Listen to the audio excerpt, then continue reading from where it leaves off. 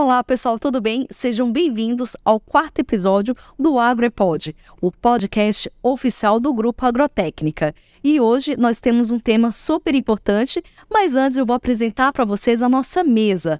Aqui junto conosco o Lucas Ramalho, nosso diretor comercial. Lucas, mais um grande episódio, né? Com certeza, Alessandra, mais um, né? O quarto, né? O quarto. E hoje o assunto é bem interessante. O momento que a gente está vivendo, cabe esse assunto como nunca.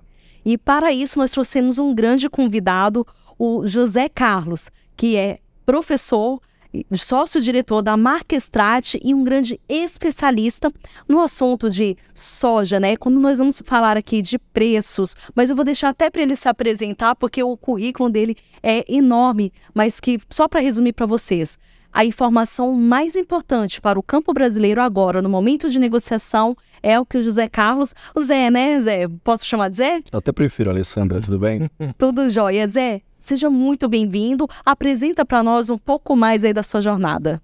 Bom, antes de mais nada, é um prazer estar aqui com você, Alessandra. Lucas, obrigado aí pela oportunidade junto ao Grupo Agrotécnica. E meu nome é José Carlos, né? Sou um dos sócios da Marquestrate, uma empresa de consultoria. Já estamos aí com 18 anos. E atendemos praticamente aí as principais empresas do agronegócio, não só no Brasil, mas também fora dele. E a parte disso, como eu sempre costumo brincar, né, eu também dou aula, também sou professor de pós-graduação em algumas instituições de ensino, sempre voltado na área de estratégia em agronegócio. Maravilha, então vamos ter muito conhecimento e muita troca de informações hoje no nosso bate-papo.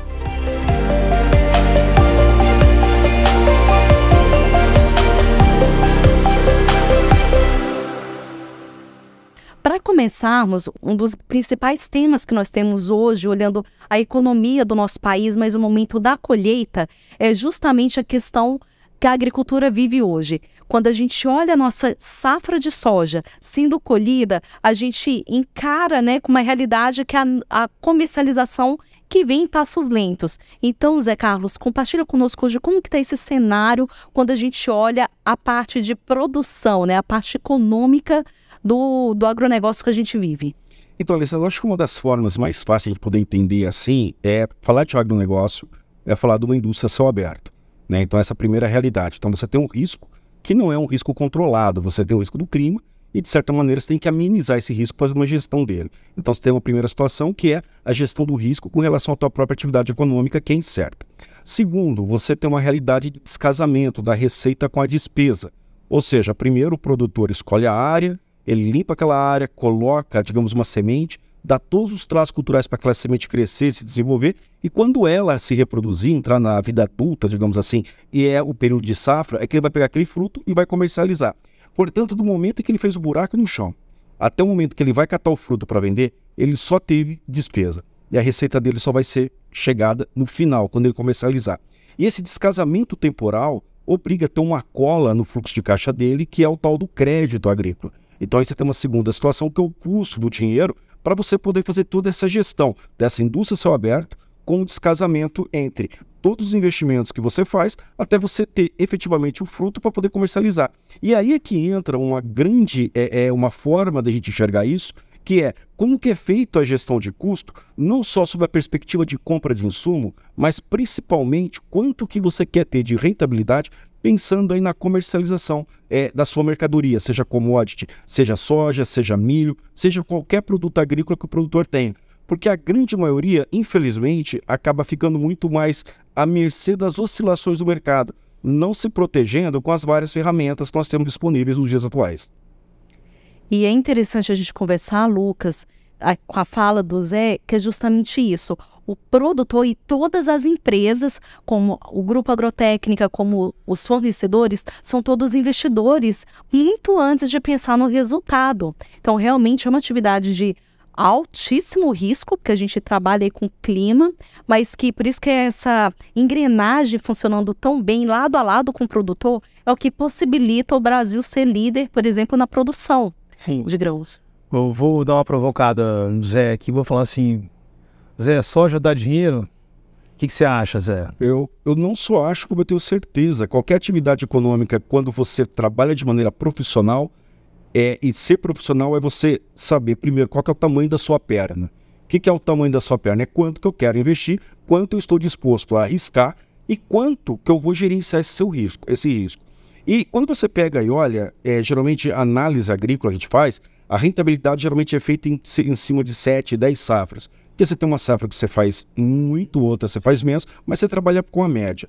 Agora, a primeira realidade que eu tenho percebido nos vários viagens e projetos aqui dentro da Marquestrate é que, primeiro, em vários lugares do Brasil, o produtor nos últimos anos teve uma ótima rentabilidade, pegando aí 2019 até praticamente 2022, quando a gente teve essa disparada, digamos, de valores, né, de commodity, numa precificação de custo com anos anteriores. Vamos pegar, por exemplo, 2020, em que você acabou conseguindo comercializar num preço atrativo com custo de insumos de 2019, que ainda não era tão caro, tão exagerado quanto foi nos 2 anos seguintes. Então, o produtor, ele consegue fazer isso, só que aí você tem as diferenças de perfis. Você tem aquele perfil que é muito mais voltado ao negócio, que é aquele perfil que realmente leva na ponta do lápis a gestão do negócio dele. E a gestão do negócio dele muitas vezes é feita enquanto ele quer ter de rentabilidade, considerando uma produtividade final da atividade. Porque eu costumo dizer o seguinte, a gente tem a visão daquele que quer só preço, que é aquela visão muito de entrada, é custo por hectare, e tem aquele que já tem uma visão de negócio, que é o custo de uma relação de produtividade. Sim. Porque às vezes você pode gastar R$10 a mais num determinado insumo, portanto aquele cálculo de custo por hectare vai ficar R$10 mais caro, mas no entanto aqueles R$10 de entrada vão lhe proporcionar meia saca de repente de produtividade no final. E aquela meia saca, se você for comercializar, vamos fazer uma conta simples aqui, supondo que a saca esteja R$100 e você tenha R$50 como resultado, já é 50% da saca, que foi a mais que você conseguiu produzir, você ganhou 50 com R$10 a mais de custo. Portanto, essa visão de negócio, ela é mais do que necessária quando você começa a olhar, primeiro, a competitividade com o agronegócio mundial tem sido, tanto que o Brasil tem sido, digamos, pressionado para modificar práticas que já vêm, digamos, há várias gerações e quer queiramos ou não, é uma prática que nós temos que, adotar para poder acessar mercados cada vez mais exigentes. E uma terceira situação que eu acho que é a gente fazer uso das tecnologias que estão disponíveis. Hoje a gente fala muito de agronegócio 4.0, 5.0, mas a maioria dos profissionais ainda mantém uma mentalidade com 1.1, no máximo versão estendida. Aí as duas coisas não conversam. Não adianta você ter muita tecnologia de um lado, sem que você não tenha um processo de gerenciar todas aquelas oportunidades que estão chegando à sua mão. Quer dizer, vai ficar preso só, por exemplo, em variedade ou na genética daquela variedade da soja, ou nos insumos que você está usando, ou no maquinário que você processo produtivo, né? No manejo. Você esquece de uma fatia muito importante, que é a comercialização. É isso, né? E até esse gancho. Sim, eu diria até que a comercialização, ela é a efetivação de todo o trabalho que você teve. Exato. Então, muitas vezes a gente acaba negligenciando a etapa mais importante, que é quando você consolida todo o trabalho, todo o risco que você correu naquele período ali de 6 meses, vamos pegar um ciclo aí, pegar 6 meses, já pensando no planejamento e todo o ciclo de safra que ele teve, e de repente o que acontece? Ele acaba negligenciando a comercialização e ele fica à mercê do mercado. Um melhor exemplo, eu acho que eu posso dar, é que nesse momento, por exemplo, nós estamos em fevereiro de 2023, 30% apenas da safra do Brasil foi comercializada. E é esse gancho aí que a gente quer te ouvir bem mesmo. Ou seja, nós temos 70% da safra de soja do Brasil não foi vendida ainda. Sim. Então nós temos que pensar primeiro, 70% não foram vendidas. Segunda situação, você vai ter uma grande safra nesse ano agora que nós estamos entrando. Então, se eu tenho 70% que não foi vendida, eu tenho um estoque que está elevado. Por outro lado, se eu tenho um grande volume de safra que vai entrar, eu vou ter uma grande oferta que eu não tenho onde colocar. Então, a ausência de armazenagem associada com esse grande volume de entrada vai obrigar o quê? Eu colocar todo esse produto no mercado. Consequentemente, eu faço uma pressão para que o próprio preço do produto caia. E o que me preocupa é que nós estamos entrando em 2023 com o custo de 2022. E todos nós sabemos todos os percalços de risco que nós tivemos ano passado. Sim. Seja com fertilizantes, seja com defensivos. Ou seja, o custo está muito elevado. Fora a quarta linha que entrou, que é o combustível, né? Que não dá para desconsiderar. E o frete é uma coisa que eu tenho batido muito na tecla, isso, em cima de logística, porque você imagina, daqui a pouco, quando a gente começar a safra, nós aumentamos o volume de transporte, o volume de grãos que vai ser transportado, mas não aumentamos na mesma proporção o número de veículos que farão o transporte. Sim. Consequentemente, é muito provável o encarecimento do frete para o produtor. Ou seja, a margem dele começa a ficar pressionada se ele não tiver a gestão de risco. E aqui é que sempre está um ponto importante. Eu recordo que nós tivemos a oportunidade junto à Agrotécnica em 2022. Em maio, né? Foi em maio do ano passado. Isso. Até depois você pode até comentar daquelas... Eu fiz uma análise aqui, quero comentar, mas pode ir. Porque quando você pega e começa a olhar, a preocupação do produtor, em sua maioria, é olhar o sistema de produção, olhar a produção, comprar bem. Mas eu acho que melhor do que comprar bem é você vender bem. E para você vender bem, você precisa fazer uma gestão adequada do teu negócio. Quantos por cento eu quero ganhar? Quanto que eu quero fazer em cima da minha saca? Ah, não é porcentagem. Então, se você quer ganhar 10%, considera uma saca a mais no teu produto, duas sacas a mais. Você tem que ter esse número e quando chegar a esse número, você precisa ser racional. Se a sua meta é 20% de rentabilidade, vende quando tiver 20% de rentabilidade. Ah, não, vou esperar subir mais. Da mesma forma que pode subir, pode cair. Sim. Ah, subiu, eu não ganhei dinheiro. Não, você deixou de ganhar, mas você já ganhou anteriormente. Então, eu acho que essa visão é que a gente precisa ajustar no agro. É uma visão muito mais de negócio, uma visão muito mais assim, de empresa. Porque, fato é, o Brasil é um dos maiores produtores, nós somos muito bons em produzir. Isso é inquestionável. Mas nós estamos aprendendo ainda a vender o nosso produto. E quando você vende de uma vez, você acaba arriscando, né? Você acaba colocando na mesa num único momento toda a sua safra. Sim. E aquilo que você falou no nosso bate-papo, você acertar, né? A mosca é muito difícil. Eu fiz uma brincadeira aqui, quando o Zé esteve com a gente no evento Técnica Soja, lá em maio, em Matão, de 22. Naquele dia, o próximo aquele dia, eu peguei dados atuais, a gente estava falando em 1.739 cents de dólar de bushel, no caso, a soja, né? E aí eu fiz um comparativo com a soja de hoje, que está 1.533, só que lá o dólar estava um pouquinho mais alto. Mas para não dar essa disparidade em dólar, eu usei o dólar exatamente de hoje, que é 5,11. E fiz a conta. Se aquele momento que você bateu tanto na sua apresentação, o produtor tivesse travado parte dessa safra que ele já estava plantando agora, que é a safra verão 22-23, aí eu fiz essa brincadeira só para vocês terem uma ideia, Alessandra. Então, naquele momento, fazendo esse cálculo para calcular a soja de origem, naquele momento, a 5,11, a gente estava falando de uma soja R$ 187. Naquele dia que a gente fez o bate-papo. E hoje, fazendo o mesmo cálculo, com o mesmo dólar a 5,11, 165. Nós estamos falando uma diferença aí de R$ 22. Isso é relevante no negócio, na sobrevivência do produtor rural. Quer dizer, tinha que ter travado tudo naquele momento? Não. Não. Isso é uma coisa que eu sempre falo. As pessoas confundem, quando eu falo as pessoas, acho que a grande maioria confunde de travar custo de produção com travar produção. Perfeito. Isso. Travar custo é, se a minha área, o meu custo por hectare são ou é 30 sacas, eu vou travar 30 sacas.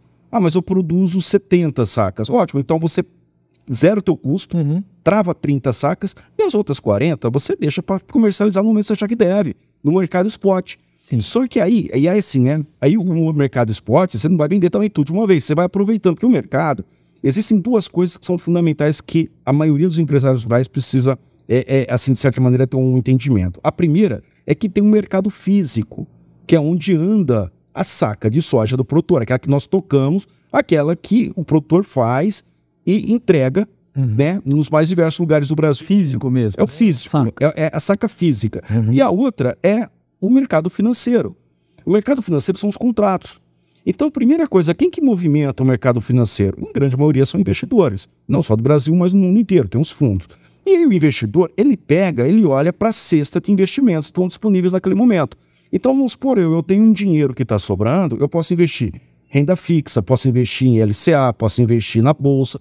Como que eu posso comprar dólar? Como que eu posso comprar um contrato de soja? Eu posso comprar um contrato. Eu produzo soja? Não, eu não produzo, mas eu faço uma compra daquele contrato acreditando que ele vai subir ou cair para poder ter uma rentabilidade nesse movimento. Então, primeira coisa, o investidor, ele sempre está olhando as opções de investimento, sendo a commodity uma das opções. Em contrapartida, o produtor, ele comercializa o produto físico dele, a saca dele. Só para a gente ter uma ideia, se a gente for fazer uma comparação, se a gente pegar o volume de contratos que roda uma determinada safra, é como se eu tivesse 8 safras sendo feitas no mesmo ano. Só para fim de curiosidade, eu recordo de um projeto que nós fizemos na marca Strat em cima de algodão. Nós verificamos qual que era o volume de contratos de algodão que rodavam naquele momento na BMF. 8 vezes era quanto um contrato rodava. Então você tinha uma arroba de algodão que ela rodava 8 vezes. É como se você tivesse no mundo financeiro, né, 8 vezes aquela mesma arroba. Ou seja, essa volatilidade é onde a gente acaba percebendo que vai passando de mãos em mãos até que o último vai e realiza o contrato para poder fazer a entrega do produto.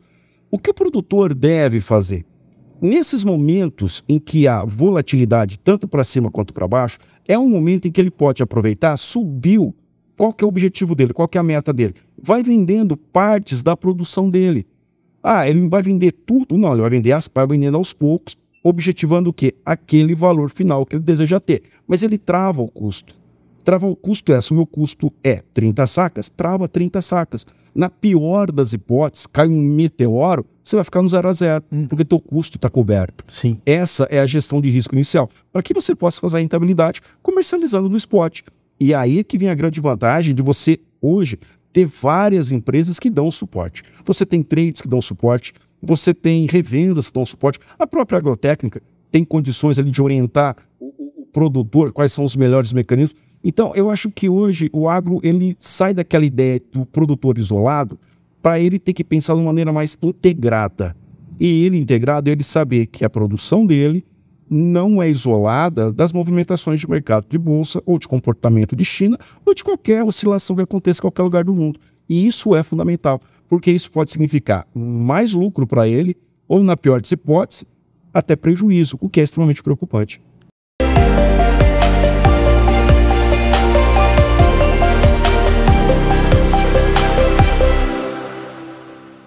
A gente concluiu esse primeiro bloco de uma forma brilhante, tá, Zé? Que é justamente trazendo essas... Foi um grande direcionamento, nem foram dicas, né? Um grande direcionamento para os produtores e empresários rurais que fazem parte desses 70% do volume não negociado de como fazer. Então, pessoal, reveja esse material, já aproveita e envia para todos aqueles que precisam, nesse momento, tomar decisões. É essa gestão de riscos bem embasada que vai somar nessa diferença que foi até exemplificada aqui com o case do Lucas. Vamos agora conversar sobre um assunto muito importante que são as movimentações mundiais, né? Soja sendo colhida no Brasil. O que nós temos aí de reflexo de perspectiva da Argentina, que está aqui ao nosso lado, com o mercado consumidor na China? Legal. Alessandra, 2 coisas que eu acho muito legais nesse momento quando você traz. A primeira, a gente tem uma realidade de aumento de taxa de juros nos Estados Unidos. Aí fala, mas por que taxa de juros nesse momento está falando? Porque quando você aumenta juros, é como se você colocasse uma condição de que, olha, a renda fixa americana está pagando bem. Então, o apetite por outros investimentos, como commodity, diminui.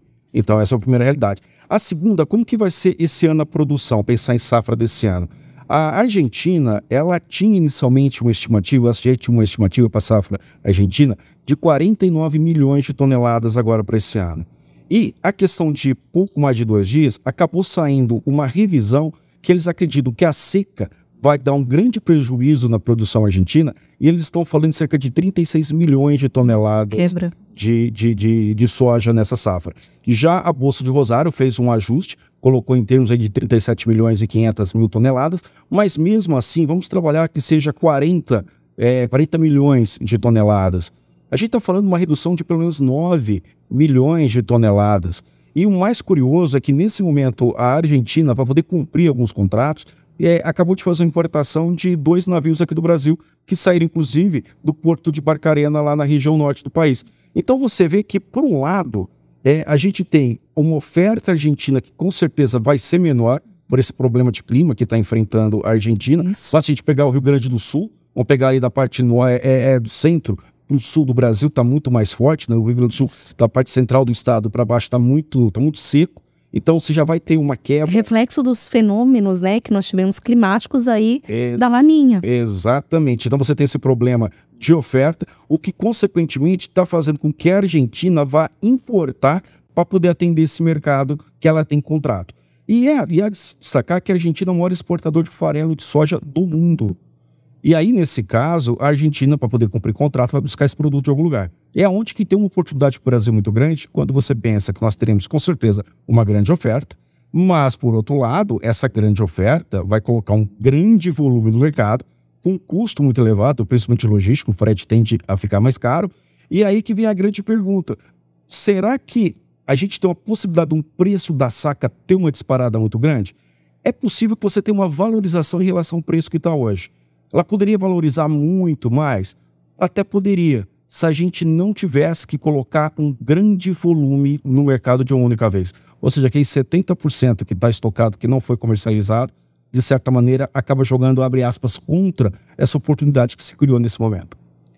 E pensando aqui na nossa região, que nós estamos aqui em Araraquara, um dos temas, assim, você falou em logística, e não tem como a gente trazer para a realidade aqui da nossa micro-região, né, Lucas? Que nós estamos próximos, né, numa posição até com uma competitividade mais positiva, por estarmos mais próximo do porto, quando nós analisamos outras regiões produtivas do Brasil. Então, volta mais um ponto. A questão que nós teremos aí de um gap logístico que o Brasil vai passar, né? Tanto da questão do caminhão, o impacto do combustível, assim como a falta de estrutura de armazenagem. Nós estamos aí praticamente, a pegar Araraquara, cerca de 400 quilômetros do Porto de Santos. Então, ainda que a gente tenha a possibilidade de exportar pelo eixo norte a produção do centro-oeste, o lugar mais próximo de lá que esteja a 1.000 quilômetros do porto. Ou seja, nós temos uma vantagem, primeiro, de proximidade com o Porto de Santos, segundo, a qualidade da rodovia é inquestionável, né? Ainda falar, mas você tem o custo pedágio. Ok, mas você tem o custo pedágio, mas eu preciso pensar no transporte, não apenas o pedágio, mas também o próprio custo de manutenção. A segurança das vias. A segurança e coisas do tipo. Então, de certa maneira, nós estamos muito privilegiados em termos de localização. Nós não temos, talvez, como eles falam assim, as grandes áreas que permitam fazer investimento em tecnologia, que você consiga ter ganho de escala, ou seja, aquelas tecnologias altamente caras e que precisa ter grandes áreas para poder se pagar. Em contrapartida, é aquilo que eu comentei, você não precisa ter uma grande área para poder ser rentável. Eu costumo até fazer a seguinte conta. O que importa é a última linha. Quantos por cento é que você está conseguindo ter de rentabilidade? Porque, de repente, você tem uma área de 2, 3 mil hectares e a tua rentabilidade seja 20%, 30%. Ah, mas o outro tem aí 500 hectares, a rentabilidade dele está em 40, por exemplo. Isso. Quando você olha a última linha, é lógico que a rentabilidade de quem tem uma área menor acabou sendo melhor. Ah, mas proporcionalmente, olha o quanto o outro ganha dinheiro. Tá, mas qual que é o custo? Aí é escala, né? Qual que é o custo que você teve? Isso. Qual foi a forma? Então, a grande pergunta que a maioria dos empresários rurais precisam fazer é: qual que é o tamanho da minha perna? Até onde eu quero ir? Porque estar alavancado num momento como esse é muito complicado. Por exemplo, os juros no Brasil, 13,75, não tem perspectiva de queda. Tanto que foi anunciado agora, essa semana, né? Hoje é sexta-feira, foi anunciado essa semana a continuidade dessa mesma taxa. Exatamente. E não é provável que caia. Ah, mas vai cair para o final do ano. É muito difícil, porque você tem do outro lado os Estados Unidos que estão aumentando a taxa de juros. E se o Brasil diminuir muito a taxa de juros, o que vai acontecer? Vai ter fuga de capital e o dólar vai lá em cima. E encarece o quê? A importação ou a entrada de alguns produtos nesse momento. Então, eu acho que nós, nesse estado, que nós, no momento que nós estamos, nós temos duas situações que precisam ser observadas. A primeira, o dólar está num patamar muito mais amigável. Vamos colocar aí que ele chegou a bater nessa semana, no início desse mês de fevereiro, chegou a bater a R$ 4,95 centavos. Hoje, nós estamos falando aqui hoje no dia 3, né, de fevereiro, o dólar hoje nesse momento é R$ 5,11. É um dólar, de certa maneira, amigável. O que um produtor pode fazer nesse momento? Começar a pensar nos custos de insumo para a safra 23, 24. É o momento de ele começar, de repente, a fazer algumas travas, algumas compras. Tem que comprar tudo de uma vez? Não. É gestão de risco. Você vai fazendo as compras e as entradas. Nesse momento, você tem um grande volume de fertilizantes no mercado que, de certa maneira, barateia, de certa maneira, a negociação.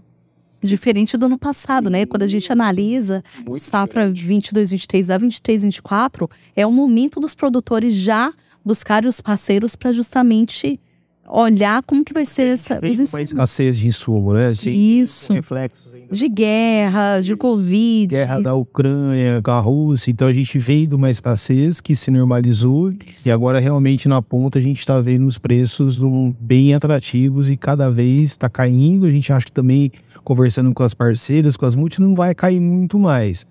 Mas já está chegando num nível bem abaixo. Regularizou mais. E Zé, eu vou aproveitar a minha fala e falar um pouquinho mais sobre o estado de São Paulo, né? Que é onde a Agrotécnica opera, onde a gente tem a nossa grande força de vendas. O estado de São Paulo é um estado novo para a soja. Sim. Estado que vem implantando soja, principalmente no centro, onde a gente está, de São Paulo. Eu até faço uma brincadeira, por exemplo, Araraquara, onde eu moro, onde é a minha residência.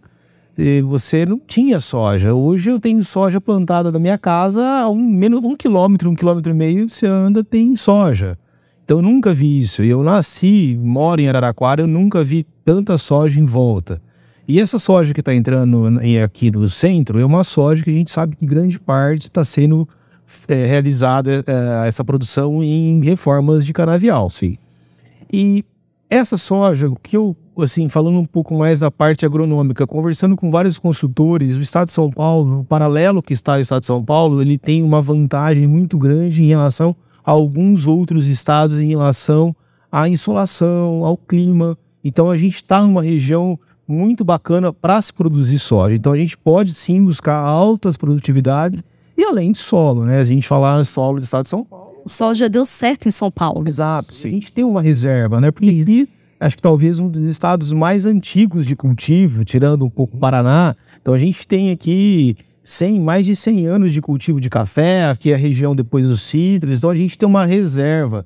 Então a gente tem toda a capacidade, acho, de conseguir uma boa produtividade, mesmo em reforma. Agora, acho que aquilo que você falou, acho que está faltando o produtor pegar um pouquinho da experiência do Cerrado, de outros estados que são bem mais tradicionais na cultura e aprender um pouco isso que vocês falaram, a comercialização, a essa questão da trava, essa questão de minimizar o risco da operação. Então, volto a falar, né?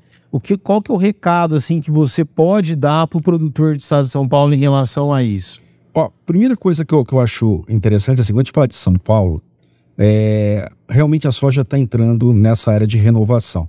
Tanto que era muito comum você ter na renovação amendoim. Isso. E o amendoim, naturalmente, parece que ele começa a querer migrar daqui. Por quê? Porque, primeiramente, você tem o custo do arrendamento que está atrelado em saca de soja. Isso. Essa é uma outra curiosidade. Então, você tem um arrendamento de uma cultura para produzir uma segunda. Uhum. Então, você começa a perceber que até intuitivamente muitos produtores começam a ver, já que eu tenho arrendamento em sacas de soja, vou produzir soja. E tem essa reserva nutricional no solo, que você citou, o que na prática significa um menor custo na entrada com uma produtividade que lhe dá uma saída melhor em termos de rentabilidade. Então, na famosa matemática... O ciclo da soja mais curto em relação ao amendoim também, isso. Sim, porque são áreas de reforma. A mecanização, a maneira... Elas exigem que seja mais rápida essa reforma e às vezes o amendoim segura essa área por muito mais tempo. Mas uma coisa que a gente tem que ter em mente é o seguinte. Primeiro, o que a gente tem que aprender com o Centro-Oeste, não vou falar Centro-Oeste, mas Cerrado, né? Os produtores que são efetivamente mais profissionalizados. Em que eles são profissionalizados? Na produção, não. É na gestão do negócio. Uhum. Eu recordo de um evento que eu participei em Cuiabá, em 2022, em que estavam lá as maiores empresas produtoras de soja do Brasil e são as principais exportadoras. E ali a gente estava numa grande mesa redonda e a grande fala foi assim: todos vocês fizeram muito dinheiro quando as commodities pararam, quando a soja disparou? Eles falaram, não, a gente fez a porcentagem que a gente tinha que fazer. Ou seja, bateu nossa meta, a gente vende. Se a nossa meta é 30%, deu 30%, vai vendendo, deu 30%, vai vendendo. Eles não ficam esperando, vai subir mais, não vai subir mais. Eu até brinco, né? Eu costumo, nos programas de capacitação executiva que nós fazemos nas empresas, eu costumo brincar que eu falo assim, é tipo aquele comportamento do Buzz Lightyear, daquele desenho Toy Story. A maioria acha que tudo vai subir por infinito e além, ou seja, não vai ter um momento que vai ficar o preço no máximo e vai começar a cair. Então, eu acho que essa gestão voltada para quanto você quer fazer, a última linha, quantos por cento você quer ter de rentabilidade, é ali que você tem que trabalhar. Eu quero fazer 30%. Então, você tem que ter a tua gestão de custo pensando na produtividade que você vai ter. Por quê? Porque você tem um custo que está aumentando muito. Mas não é você tirar tudo do custo. Porque se tirar tudo, você não vai ter produtividade nenhuma. É você chegar num ponto de equilíbrio em que você investe, digamos, 10 para poder ganhar 20 ou ganhar 30. Qual que é o ponto de equilíbrio? Essa é a primeira situação. A segunda, qual que é o tamanho da perna? Porque o custo do capital está muito alto. Hoje você vamos pegar o plano safra. O plano safra, todo ano, a gente tem percebido que os valores tem aumentado, mas tem ficado cada vez mais curto. O tempo entre sair e você tomar um empréstimo está cada vez mais reduzido. Isso. Então você percebe que a iniciativa privada, a gente pega a agrotécnica, ou pega as outras indústrias, é onde entra o BART, é onde entra o CRA, entre essas modalidades de crédito, que é para dar liquidez para poder fazer a compra dos insumos. E aí é que vem uma vantagem. A moeda é a saca do produtor. Eu tenho que fazer uso dessa moeda. Porque é muito melhor eu pagar na saca do que eu ter que pegar o dinheiro, comprar o equipamento ou comprar um insumo, produzir, depois pegar minha saca, vender a saca, pegar o dinheiro e ir no banco, quitar o banco com dinheiro. Sim. Ou seja, Resumindo, o produtor tem que parar de pagar boleto, né? tem que parar. Eu acho que isso é uma coisa importante que os profissionais, aqueles produtores mais profissionalizados, eles perceberam que o coração deles é a parte financeira, porque o financeiro é que vai ditar quanto que eu vou colocar de insumo, quanto que vai custar a minha operação e quanto que ela vai me retornar. O crédito, na maioria das empresas, é soberano. Ou seja, eu não posso ir muito no emocional. Então, eu acho que essa parte emocional é algo que o produtor, o brasileiro ele é muito emocional, né? Eu até brinco, basta você ver em qualquer jogo, qualquer Olimpíada, qualquer coisa. Os outros atletas que são campeões estão lá no pódio super sério. O brasileiro está derretendo. Por quê? Você percebe que o emocional do brasileiro é muito aflorado. Só que em termos de negócio, a gente precisa ser muito mais prático, muito mais metódico. Tem que olhar a última linha sempre. Por quê? Não adianta você gastar muito na entrada, que vai ter uma hora que a tua tecnologia não vai dar resultado. Ela vai chegar num platô e vai começar a virar custo para você. Então eu acho que esse é um ponto, se eu pudesse colocar, vamos ler essas entrelinhas. E fazendo um recorte lá em maio de 2022, quando nós estivemos lá em Matão, lá naquele evento da agrotécnica, as coisas não acontecem de repente no mercado, Lucas e Alessandro, as coisas vão sendo sinalizadas gradativamente. A gente tem uma oportunidade aqui com a China que abriu, a China está abrindo importações. Só que a China, ela acabou de sair de uma Covid-0 e quer ou não, a retomada do plantel de suínos deles, ou o produtor de suínos, vai levar um tempinho ainda para poder aumentar aquele plantel num volume que justifique, de certa maneira, um grande volume de farelo, por exemplo. O próprio estoque chinês esse ano não foi tão liberado. Então a China está com estoque alto. Então a gente tem oportunidades no mercado de crescimento? Com certeza, eu acredito muito em 2023 nisso.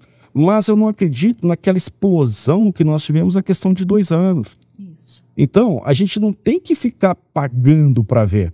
Então, eu conheço muitos empresários que fizeram muito dinheiro e estão fazendo exatamente aproveitando esses picos de mercado, essas janelas de mercado que sempre vão abrindo. E daí a importância de você estar, digamos, próximo e estar entendendo esses movimentos. E nesse tocante da profissionalização que a gente está vivenciando no campo, não tem como não falar que a chegada das novas gerações e das mulheres do agronegócio. E onde que se encaixa? Justamente com essa nova realidade e prática que a gente tem das mulheres e dessas novas gerações de levarem o custo mais na ponta na ponta da caneta, de entender qual que é o custo de entrada, o custo de saída e como tornar mais racional essas tomadas de decisões, não é? Zé e Lucas, concordam?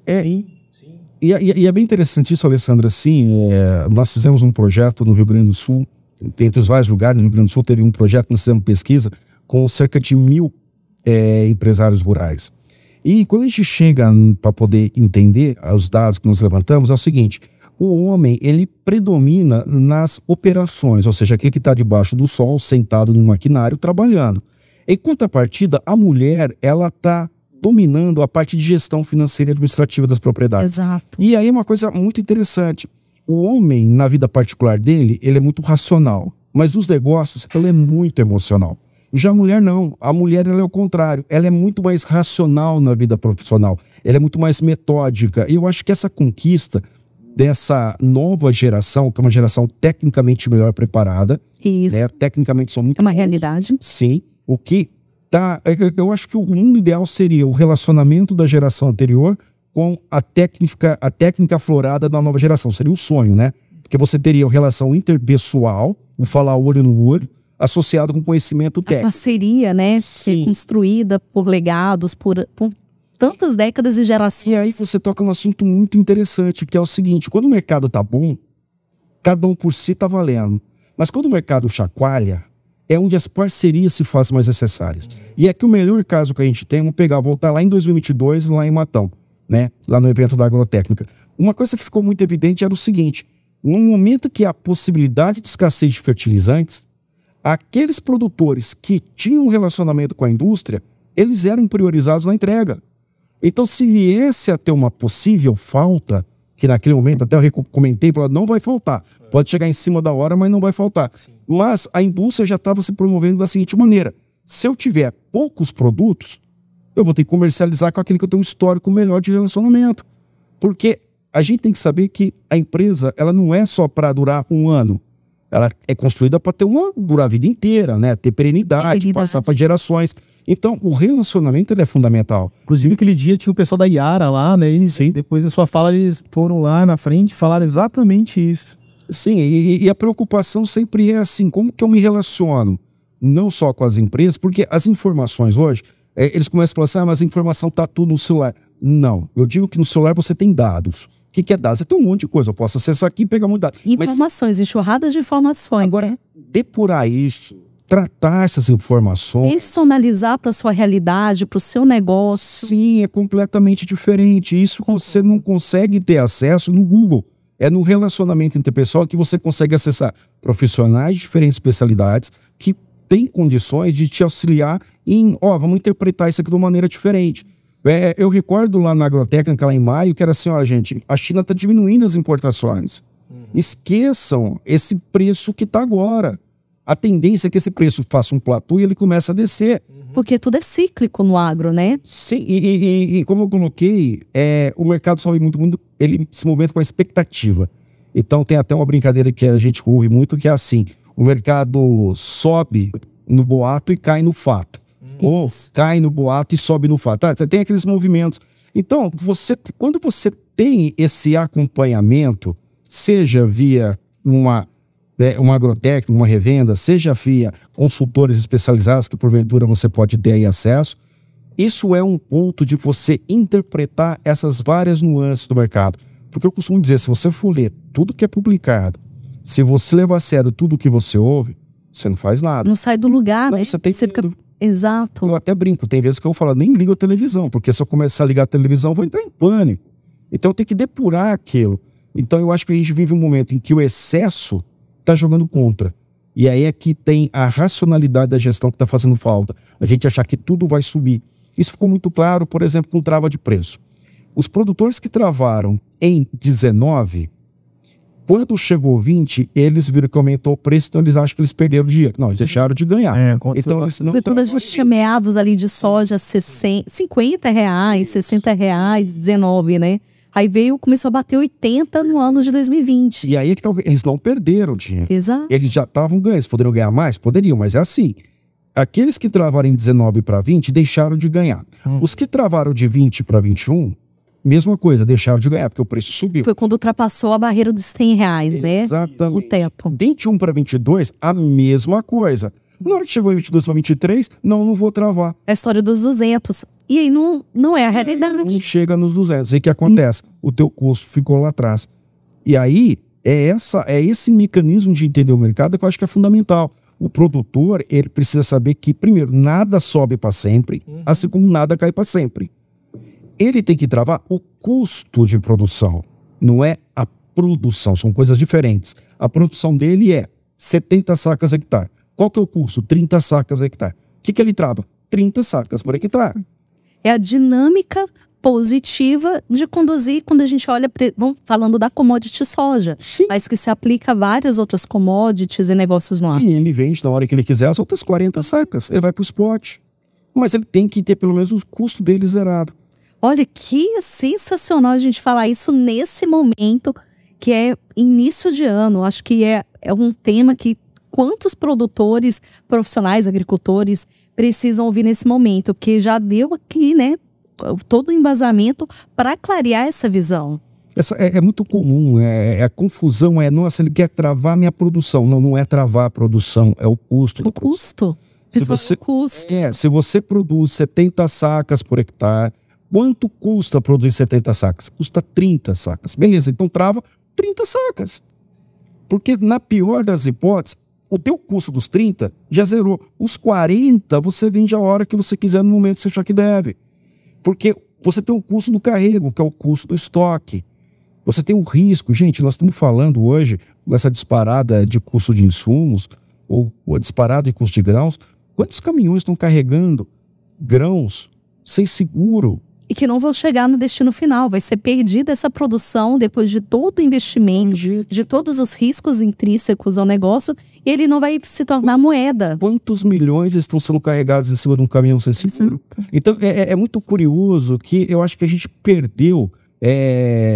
A gente está tão bom em produzir, e isso é inquestionável, que a gente não está olhando o negócio, o risco de tirar da propriedade e levar para o porto. A gente não está mensurando o custo do dinheiro, que hoje você vai pegar uma taxa de juros, o governo vai, o plano safra. Não vai. Por quê? Porque o governo, ele só consegue, abre aspas, ele tem que ter excedente, ou seja, ele tem que gastar menos do que ele arrecada para ter uma sobra. Aliás, cada 100 gastou 90, sobrou 10. São as margens. Então, os 10 que sobrou, o governo tem excedente, ele pode investir, ou ele pode disponibilizar em formas. Como o governo está cada vez mais endividado, é natural que os recursos governamentais ficam mais escassos, ficam menores. Então, você não pode cair no conto de que esse ano vai ser diferente. Por quê? Porque os custos estão sendo dados. O que está sendo muito colocado para nós nesse instante? É que você tem possibilidade de começar a negociar alguns produtos agora para a tua safra de quando? De 23, 24. Mas está longe, está falando de comercializar ou está falando já de investir no insumo? Eu estou falando que a gestão do negócio pensa no teu negócio hoje, que é vender bem, mas também travar alguns custos, porque você vai produzir depois do ano que vem de novo. Perfeito. Não dá para você ficar à mercê e jogar dados, né? Deus não joga dados, a gente não vai jogar dados também com isso. É muito arriscado. É isso mesmo. Uma coisa interessante também que eu estava pensando aqui é o seguinte, a gente, aqui na região, Alessandra, a gente vem de uma cultura de fruticultura, como eu falei, né, dos citros e da cana-de-açúcar. E nessa cultura, o produtor aqui, ele tinha uma relação direta, por exemplo, com o usineiro ou com o dono da indústria, né, as grandes indústrias que tem aqui do nosso lado. Então era uma relação de parceria mesmo, sabe? Vendia todo ano a safra para aquela indústria de citros, aquela usina que era amigo dele. Mesmo os movimentos comerciais. Os movimentos comerciais, então eles tinham muito essa questão, porque a usina tal, eu sou amigo do dono, a indústria tal. E com a soja, às vezes eu percebo que eles estão procurando um parceiro. E eu acho que não, é um pouco diferente, não é? É outra dinâmica. E aí eu vejo o produtor falando assim, porque o fulano lá daquele armazém, eu sou amigo, ele já me pagou. Mas não é o armazém que está pagando o preço da soja. É a oscilação do mercado, o ajuste da moeda. E vou contar algo para vocês. Pela Marquestat, a gente tem a oportunidade de fazer projetos em vários lugares, em vários estados, no Brasil e também fora dele. E uma das coisas que a gente percebeu é que muitos, vamos chamar cerealistas, isso. Que compravam saca, eu vou pagar R$1 a mais na saca, o mercado tá vendendo a quanto? Tá 100. Não, aquele ali me paga 101. Eu vou vender naquele de 101. O que teve de cerealista aqui quebrou. Sim. Porque a matemática é simples, é quanto que entra e quanto que eu vendo. Então, se eu começo a pensar que eu estou vendendo para alguém e ele está me pagando R$1 a mais, essa pessoa que está me pagando R$1 a mais, ele vai ter que encontrar alguém que pague para ele aquele R$1 a mais. Sim. Ou, se não pagar aquele R$1 a mais, ele vai pagar menos do que o mercado está recebendo e, com o passar do tempo, o custo dessa pessoa vai começar a comê-lo pelas pernas. Foi o que aconteceu com os cerealistas. O que nós vimos de cerealistas quebrando nos últimos 5 anos, que são aqueles que pagavam R$1 a mais, R$2 a mais. Então, e aí é muito curioso, porque aí... 100 meses de operação de negociação, né? Só pelo feeling ali de compra e venda. Sim, e essa relação que o Lucas traz é muito interessante, porque, mas com a usina eu tenho relação. Mas a usina pega a cana para fazer etanol, fazer açúcar. Então ela vai transformar e vai agregar o valor. Mesma coisa a indústria do suco de laranja. A mesma coisa a indústria do suco. Ela vai pegar a tua laranja e vai fazer o suco. Então ela agrega valor. Agora na soja, nesse momento, se você compra em grão, in natura, e vai comercializá-lo também in natura, você não está agregando valor. Você está fazendo um processo de intermediação. Você está sendo um canal de distribuição entre, digamos, entre um produtor e uma indústria. Então, nesse caso, a agregação de valor é menor. Essa parceria que a gente tinha em cana ou que tinha nos citros, na transformação se aplica numa indústria que você agrega valor ao produto. Entra a laranja, sai o suco. Entra a cana, sai o etanol, o açúcar. Na soja, só vai acontecer se sair farelo, se sair óleo.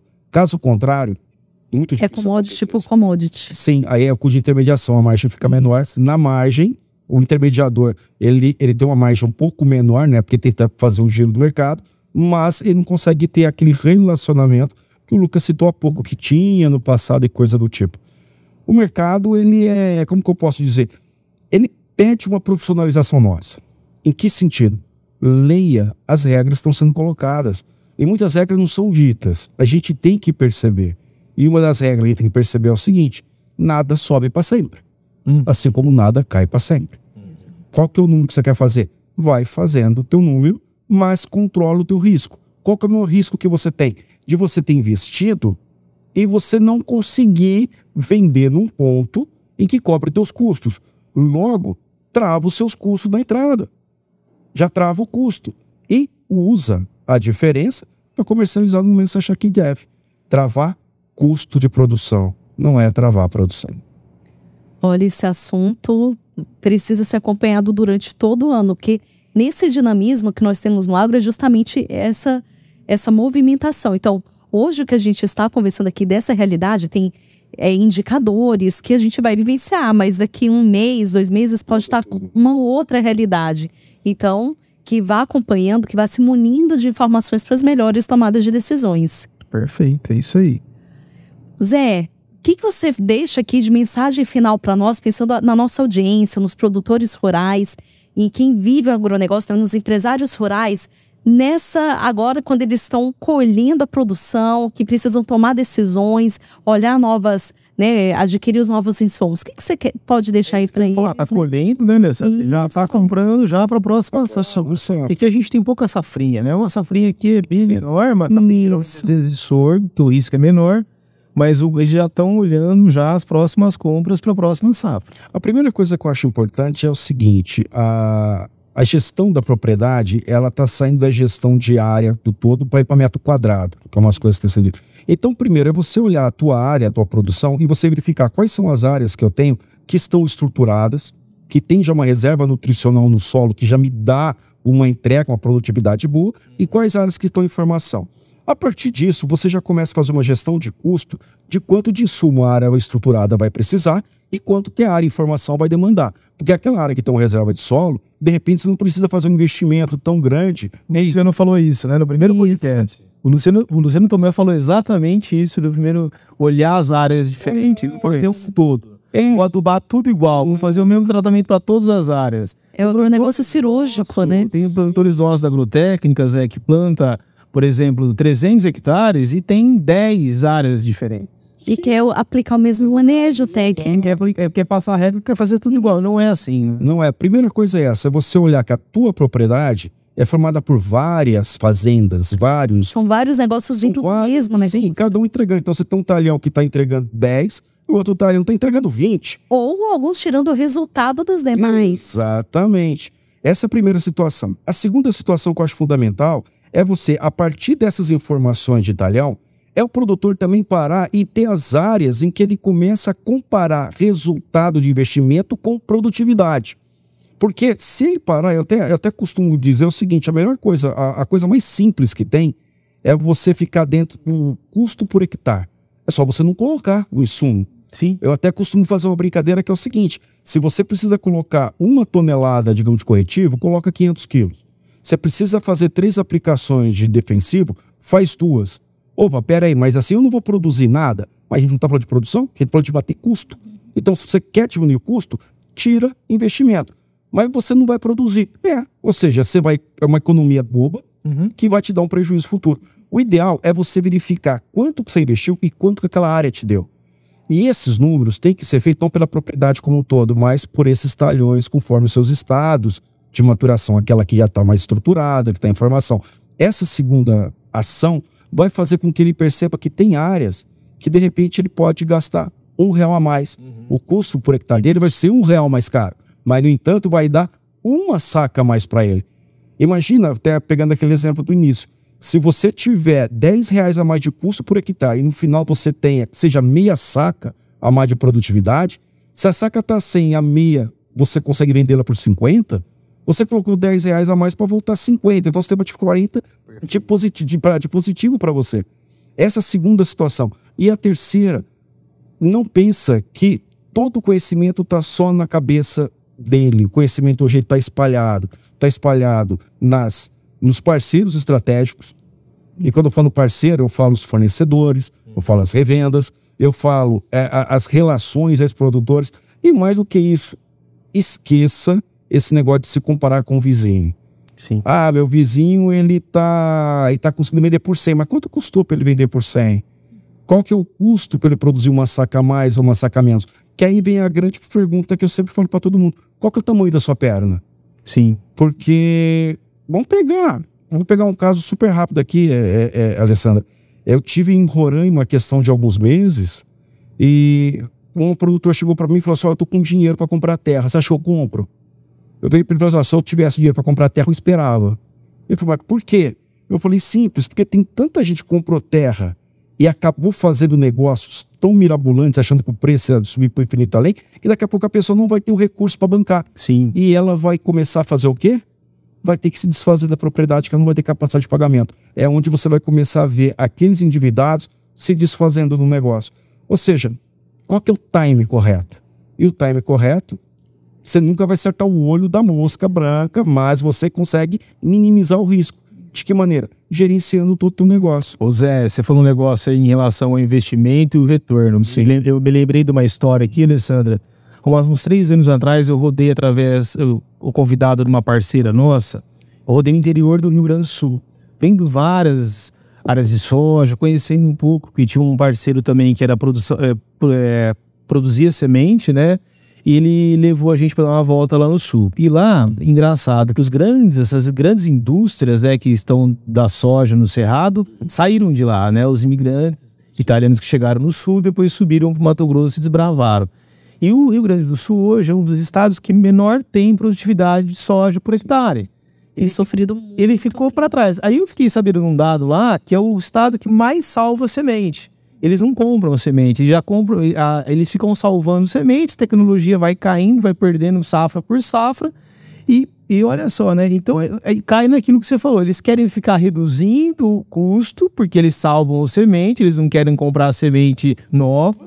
E a produtividade média do estado do Rio Grande do Sul está lá em 40%. Então eles enxugam a base, que é o custo, enxugam, porque eles acham que é um custo a mais, não sei o quê, e fica salvando semente, e a produtividade caindo. É aquela famosa, você olhar o valor do teu negócio pelo custo de entrada. Exato. E não é o custo de entrada que importa, o que importa é quanto vai sobrar no bolso no final, quando eu vender meu negócio, vender minha safra. E o Rio Grande do Sul, 40% salva semente. 40%. É muito alto. É muita coisa. Se você pensar que as cultivares estão evoluindo, primeiro, você está salvando e você tem que ter a garantia que a taxa de germinação vai ser pelo menos de 85%. Sim. Se a taxa de germinação for menor do que isso, você vai ter falha. Tendo falha, a tua densidade, o resultado, vai ser menor. Então, tá aí a origem. Então, quando você pega e olha por cima com o drone, você vê aquelas falhas. Ou seja, a taxa de germinação foi reduzida. Ah, mas eu economizei na saca. Parabéns. Você reduziu a produtividade. Olha o resultado que ficou.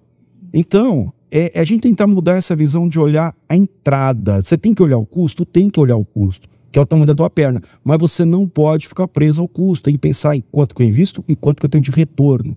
Qual que é a rentabilidade do meu negócio? E você tem que ter essa rentabilidade comparada com alguma taxa de atratividade. Qual que é a taxa de atratividade que fala? Se você colocasse esse dinheiro numa Selic, 100% de CDI, quanto você receberia no ano? 13,75, vai 14% ao ano. Sim. Você tem que ter, no mínimo, uma rentabilidade que pague os 14 mais um risco que você correu. Estabelece essa meta e vai gerenciando para bater ela, vendendo os produtos de maneira fracionada. Mas trava teu custo de produção antes. Excelente. Perfeito. Mais um episódio, assim, trazendo de melhor de conteúdo para toda a audiência que segue o Grupo Agrotécnica em todas, tanto no YouTube quanto em todas as mídias sociais. Então, acho que agora vamos para o agradecimento, né, Lucas? É legal que isso aqui ficou gravado, né? Porque o último evento lá em maio que você fez em 22, se eu tivesse gravado, a gente estaria bem hoje, né? Uma das coisas de gravado, eu recordo que no início de 2020, janeiro para fevereiro, o dólar estava 4,30 alguma coisa, 4,40, um pouco assim. E eu cheguei a comentar no evento que até então tinha uma tal de gripe acontecendo na China e ninguém sabe o que era. Eu falei, ó, se começar a travar, é perigoso, tal. Eu sei que eu peguei e falei, ó, esse dólar pode disparar. E na época eu fui um dos poucos que falou que o dólar poderia bater R$6 e não tinha nem pandemia ainda. E a minha sorte é que eu falei, eu entrei ao vivo com a Kellen Severo lá no Canal Rural, antes da pandemia, em março, inclusive, e eu cheguei a falar lá, você tá gravado, então tá gravado. Então é legal que tá gravado agora também. Apesar que hoje a gente não falou muito de número, né? A gente falou de maneira macro, né? Mas eu acho que é importante essa gestão de negócio. Mas muito conhecimento.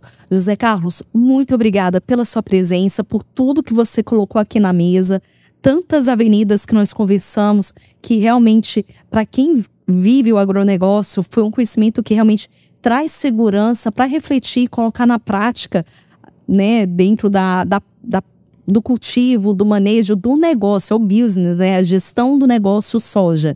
Então, obrigada em nome do Grupo Agrotécnica pela sua presença e por trazer tantas informações. E nós que agradecemos também, viu, Zé? A Markstrat aí, parceira de longa data da Agrotécnica, e os produtores também, né, Alessandra, que vier também, quiser discutir a precificação, a gente está aberto na Agrotécnica, com parceria com toda a equipe da Markstrat, que a gente pode ajudar também nisso daí. Então fica o convite, fica aberto aí para todos os nossos clientes que estão nos ouvindo aí. E Zé, obrigado, viu? Agradeço aí em nome do grupo mesmo. Eu primeiro quero agradecer a oportunidade de estar aqui. Lucas, parabéns por todo o trabalho que você tem feito frente à Agrotécnica. Alessandra, eu conheço a Alessandra de vista, não consigo lembrar até agora de onde, mas assim, é bem legal. E da minha parte, também em nome da Markstrat, eu me coloco mais do que à disposição. E também numa situação como aquela que aconteceu. Se você achar alguma dúvida, liga, você tem o contato. A coisa que eu costumo dizer é o seguinte, eu posso demorar para responder, mas eu respondo. Porque às vezes eu estou ocupado, então não cai a mensagem naquela hora, eu não vou responder naquela hora, mas eu sempre respondo. Então, sinta-se mais do que à vontade. Senão a gente vai repetir o evento, viu, Zé? A gente vai em maio, agora a gente não tem a data gravada ainda, ela já está convidada. Vai ser um evento grande nosso, vários parceiros, vai ser em maio. O ano passado foi incrível. Foi incrível, esse ano vai crescer o evento, vai ser em Matão, no mesmo local. A gente só não tem a data, mas assim que a gente tiver, a gente já vai começar a soltar os convites aí. O meu agradecimento, eu acho que ele fica muito amarrado com aquilo que eu sempre falo para os produtores. Aproveite a rede de relacionamento que vocês têm. Eu consigo falar com o WhatsApp. Desculpa, o WhatsApp, ele é bom quando tudo tá bem. Mas na hora que a coisa aperta, que você precisa do apoio real, o WhatsApp não vai te socorrer. Você tem que estar no olho a olho, tem que ter a confiança, tem que ter o relacionamento. Então, faz uso simultâneo. Usa o WhatsApp, usa o telefone, mas considera o relacionamento interpessoal, o de conversar, o de construir essa confiança. Eu acho que isso é fundamental. E você, Lucas, com certeza você oferece isso. E nós, da Markstrat, coloca à disposição, não só sua, mas de qualquer profissional, qualquer empresário, qualquer pessoa, produtora que achar que a gente possa contribuir de alguma maneira. É isso aí. Lucas, mais uma vez, muito obrigada aqui pela parceria aqui na condução do podcast do AgroEpod. E pessoal, lembrando novamente, siga o Grupo Agrotécnica em todas as mídias sociais, lá no Instagram, no Facebook, no YouTube. Se conecte também aqui conosco através do LinkedIn e mandem comentários. Se gostaram do episódio, tragam esse feedback. É super importante para que a gente vá melhorando cada vez mais, tá? Então, agradecemos o acompanhamento de todos vocês e curta, comente e compartilhe esse material para mais pessoas. AgroEpod, o podcast oficial do Grupo Agrotécnica. Até a próxima!